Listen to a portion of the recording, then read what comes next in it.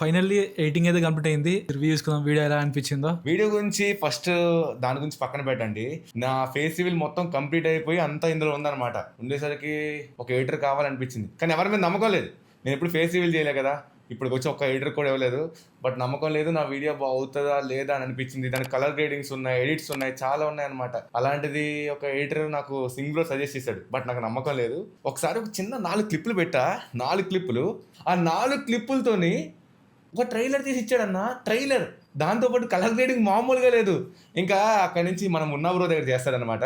అక్కడి నుంచి అర్జెంట్గా వచ్చేసాను. అప్పటికప్పుడు నైట్ బయలుదేరి వచ్చాడు బ్రో. ఆ ఒక్క రోజులో చేశాడు వీడియోని. గాల్లో ఎగిరిపోయాను అనమాట. నాకు కాన్ఫిడెన్స్ ఇంకా బూస్ట్ అయిపోయింది. Bro thank you, literally thank you so much bro. Video అరే ఫేస్ రివీల్ అయిపోయింది కదా, సో అదే మాస్క్ వేసుకుని మాట్లాడుతున్న అలవాటు అయిపోయింది.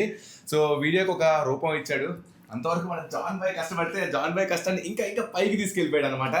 Thank you bro, thank you so much bro.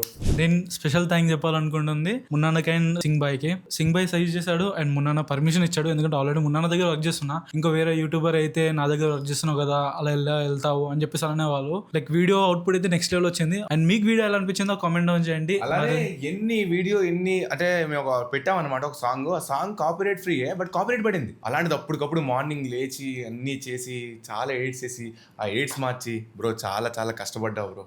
నీ కష్టానికి తగ్గట్టు కూడా వీడియో అలానే ఉంటుంది.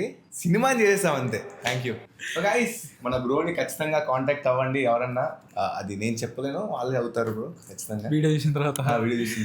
థ్యాంక్ యూ నీకు చెప్పాలి బ్రో. Thank you.